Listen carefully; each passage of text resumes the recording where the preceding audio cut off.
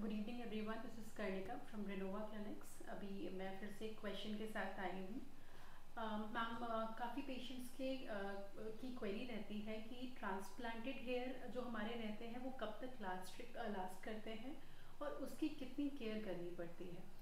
Transplanted hair जो हमारे रहते हैं वो यूजुअली आराम से आपकी एज जब तक 60-65 ईयर्स हो रही है तब तक लास्ट करते हैं। जब नॉर्मली आपके हार्मोनल लेवल बॉडी में कम होने लगते हैं से at around 60 years of age, तब वो उसमें थिनिंग प्रोसेस स्टार्ट होता है।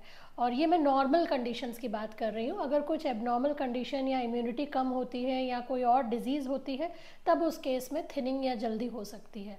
अदरवाइज़ अगर नॉर्मल ह्यूमन बीइंग में देखें तो ट्रांसप्लांटेड हेयर जब तक पेशेंट की एज 60-65 ईयर्स होती है तब तक वो रहते हैं, उसके बाद स्लो थिनिंग प्रोसेस स्टार्ट होता है।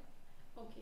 एंड ट्रांसप्लांट के बाद क्या मैम जो मेडिसिन होती है वो हमेशा लेनी पड़ती है, लाइफ लॉन्ग लेनी पड़ती है?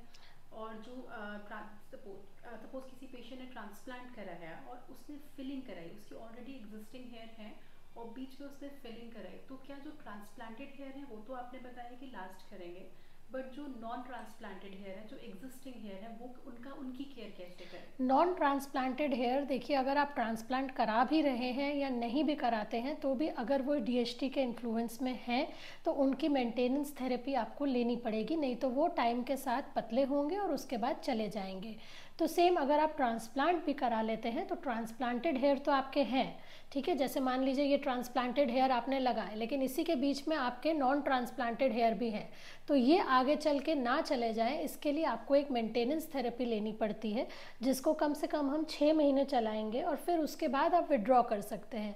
अब इस मेंटेनेंस थेरेपी में अगर हेयर फॉल हो रहा है, आप एक्यूट फेज में हैं, तो आपको फिनेस्टेराइड और ड्यूटास्टेराइड में से कुछ लेना पड़ सकता है।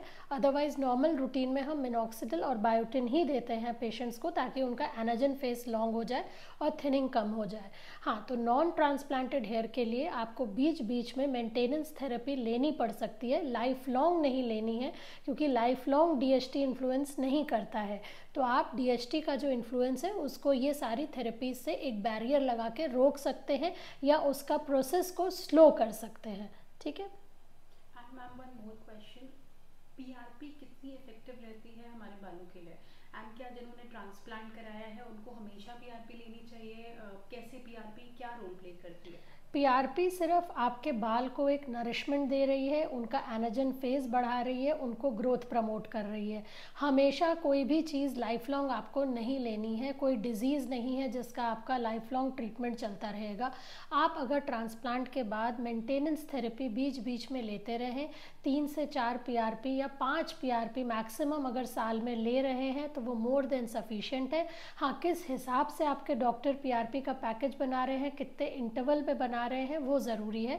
वो मेरे हिसाब से बालों की थिनिंग के ऊपर डिपेंड करता है, number of sittings and the duration between the sittings. और अगर आप एक्यूट फेज में हैं, हेयर फॉल हो रहा है, तो हो सकता है उसके साथ आपको मेडिसिन वगैरह भी लेनी पड़े। तो ये एक इंडिविजुअल पेशेंट अप्रोच रहेगी, डॉक्टर उसके हिसाब से उसका पर्सनलाइज्ड पैकेज बना के देगा। Thank you. Thank you.